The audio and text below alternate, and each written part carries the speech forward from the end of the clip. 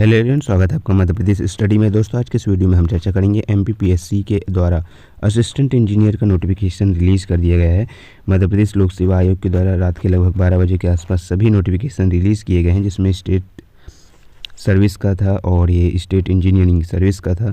तो राज्य अभियांत्रिकी सेवा 2024 के फाइनली नोटिफिकेशन रिलीज़ कर दिया गया है, जिसमें सिविल को भी शामिल किया गया है। हम ऐसा क्यों कह रहे हैं सिविल को भी शामिल किया गया है, क्योंकि आप सभी को पता है जब कैलेंडर निकाला गया था तो उसमें लिखा था सहायक यंत्री विद्युत यांत्रिकी, और इसका जुलाई में जो है एग्ज़ाम जो है टेंटेटिव था, है ना।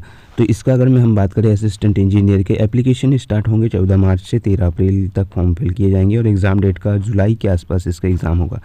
तो इसमें देखो पदों की संख्या तो एक बार हम उसको भी देखेंगे, लेकिन पद संख्या और विज्ञापन में फिर से संशोधन होगा, बिल्कुल होगा, है ना। और आयोग जो है पदों में वृद्धि एक बार तो करेगा ही करेगा, कितनी भी वैकेंसी बढ़ाए पर वो जो है वैकेंसी इंक्रीज़ होने को आपको दिखेंगी, ठीक है। इसमें हम डिटेल नोटिफिकेशन को देख लेते हैं एक बार। ये नोटिफिकेशन देखेंगे आप तो ऑनलाइन आवेदन करने की तिथि जो अंतिम तिथि है वो 13 अप्रैल रहेगी और स्टार्ट जो है 14 मार्च से इसका स्टार्ट हो जाएगा, 14 मार्च से, है ना। यहाँ पर लिखा है दोपहर 12 बजे से। ये सभी हैं शुल्क संबंधी हैं यहाँ पर, और त्रुटि संबंधित भी है कि आपका संशोधन आप जो है उसमें कर सकते हैं। इसमें हम देखेंगे कि पद संख्या कितनी आई है, कितने विभागों में आई है, कैसी कैसी भर्ती आई है। तो पंचायत एवं ग्रामीण विकास विभाग में आई है, जो कि 2 पद जनरल के लिए हैं, एससी के लिए 1 पद, एसटी के लिए 1 पद, ओबीसी के लिए 1 पद और ईडब्ल्यूएस के लिए। तो टोटल इस प्रकार से इसमें जो है वो आपके 6 पद हैं ना, टोटल 6 पद हैं। आदिम जाति अनुसूचित जनजाति कल्याण विभाग में टोटल 2 पद आई हैं, जिसमें जनरल और एसटी के लिए 1-1 पद है। लोक स्वास्थ्य यांत्रिकी में ये सिविल के पद हैं, है ना, ओबीसी में 2, तो 6, 2, 8 और 10 पद आए हैं सिविल के, है ना। और विद्युत और यांत्रिकी के जल संसाधन विभाग में है तो एससी का 1, एसटी का 1, ईडब्ल्यूएस का 1, तो टोटल जो पद हैं 3 पद हैं। इसमें जनरल और ओबीसी के पद यहाँ पर नहीं है ना। तो टोटल अगर हम पद की बात करें तो 10, 3, 13 पद यहाँ पर निकाले गए हैं, जिसमें सिविल के 10 पद हैं और 3 पद हैं आपके इलेक्ट्रिकल और मैकेनिकल के। तो देखो ये पदों में संख्या अब बढ़ेगी नहीं बढ़ेगी, लेकिन सिविल को ऐड किया गया है।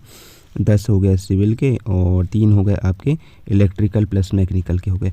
लेकिन एक बार लग रहा है कि देखो 14 मार्च से इसके फॉर्म फिल किए जाएंगे।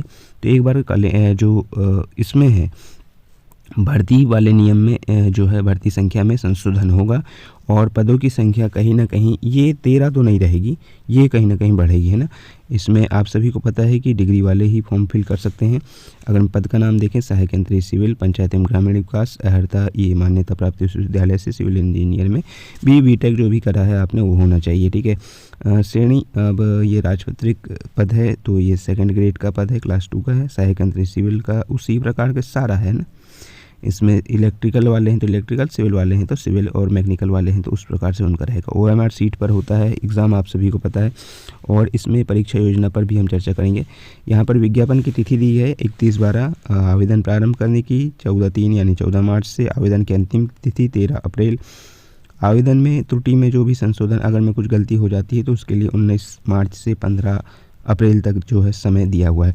लिखित परीक्षा की तिथि यहाँ पर नहीं बताई गई है, लेकिन देखो एग्ज़ाम कैलेंडर में जुलाई 2025 उन्होंने मेंशन करके रखा है। एग्ज़ाम कैलेंडर में एमपीपीएससी का जो आयोग का डला हुआ है उसमें मेंशन उन्होंने करके रखा हुआ है ना।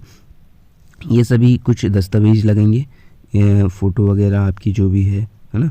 इस प्रकार से इसका परीक्षा योजना के बारे में इन्होंने कहा है कि ये यहाँ पर लिखा है परीक्षा योजना एवं पाठ्यक्रम यथाशीघ्र आयोग की वेबसाइट पर जो है जारी किया जाएगा।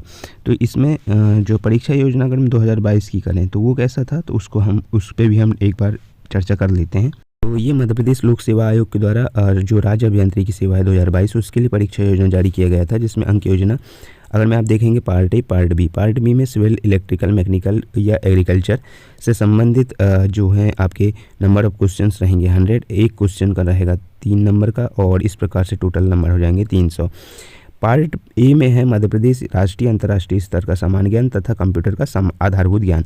इसमें नंबर ऑफ क्वेश्चंस कितने हैं, 50 हैं। एक जो क्वेश्चन है वो 3 नंबर का है, तो इस प्रकार से 150 नंबर टोटल हो जाते हैं 450। इंटरव्यू हो जाता है 50 नंबर का, तो मेरिट बनती है कुल 500 नंबर की, है ना। 500 नंबर पे आपकी मेरिट यहाँ पर बनती है। आपको यहाँ पर एक बात और मैं बता दूँ, यहाँ पर माइनस मार्किंग भी रहती है। गलत उत्तर पर 1 अंक जो है काटा जाता है ना, 3 अंक का एक प्रश्न होता है और जो गलत उत्तर है उसके लिए 1 अंक जो है काटा जाता है। इसमें एक और चीज़ रहती है कि पार्ट ए तो आपका रहेगा हिंदी इंग्लिश दोनों में कि मध्य प्रदेश जीके वगैरह है, लेकिन पार्ट बी जो है आपका, पार्ट बी जो है वो इंग्लिश में रहेगा, जो कि टेक्निकल वाला रहेगा, जिससे भी हैं आप सिविल इलेक्ट्रिकल मैकेनिकल से, तो उससे संबंधित यहाँ पर रहने वाला है ना। यहाँ पर थोड़ा सा हम देख लेते हैं इसका पाठ्यक्रम। मध्य प्रदेश का इतिहास पूछा जाता है, सांस्कृतिक साहित्य, सभी चीज़ें मध्य प्रदेश के इतिहास से महत्वपूर्ण घटनाएं, प्रमुख राजवंश आंदोलन, मध्य प्रदेश का योगदान, कला संस्कृति, मध्य प्रदेश की प्रमुख जनजातीय बोली, मध्य प्रदेश के प्रमुख लोक त्यौहार, लोक संगीत, लोक कलाएँ और मध्य प्रदेश के प्रमुख साहित्यकार एवं उनकी रचनाएं, पर्यटन स्थल, प्रमुख व्यक्तित्व के बारे में इससे पूछा जाता है। मध्य प्रदेश का भूगोल भी, जिसमें मध्य प्रदेश के वन पर्वत नदियाँ, मध्य प्रदेश की जलवायु, मध्य प्रदेश के प्राकृतिक खनिज संसाधन, ये सभी चीज़ें। मध्य प्रदेश की राजनीतिक एवं अर्थशास्त्र से पूछा जाता है, राजनीतिक अर्थशास्त्र से, जिसमें राजनीतिक व्यवस्था, पंचायती राज, सामाजिक व्यवस्था, जनगणना जनगणना, आर्थिक विकास, प्रमुख उद्योग, कृषि एवं कृषि आधारित उद्योग से क्वेश्चंस जो हैं पूछे जाते हैं। इसमें चौथे नंबर पर अंतर्राष्ट्रीय, राष्ट्रीय एवं मध्य, ये कुल मिला के करंट अफेयर हो गया आपका। समसामयिक घटनाएं पूछी जाती हैं, जिसमें देश एवं प्रदेश के प्रमुख खेल प्रतियोगिता, पुरस्कार, खेल संस्थाओं के बारे में जाना जाता है। मध्य प्रदेश की राज्य की जो भी स्कीम्स हैं, जन कल्याणकारी योजना जो प्रेजेंट में या फिर आपके जो भी ईयर के हिसाब से जो लागू की गई हैं और मध्य प्रदेश के परिप्रेक्ष्य में वो प्रमुख स्थान रखती हैं, तो उनको भी पूछा जाता है। मध्य प्रदेश के चर्चित व्यक्ति एवं स्थान को पूछा जाता है। और सूचना एवं संचार प्रौद्योगिकी में इलेक्ट्रॉनिक्स, कंप्यूटर, सूचना एवं संचार प्रौद्योगिकी, robotics, artificial intelligence, cyber security, e governance, internet और ई कॉमर्स, ये जो हैं क्वेश्चंस पूछे जाते हैं।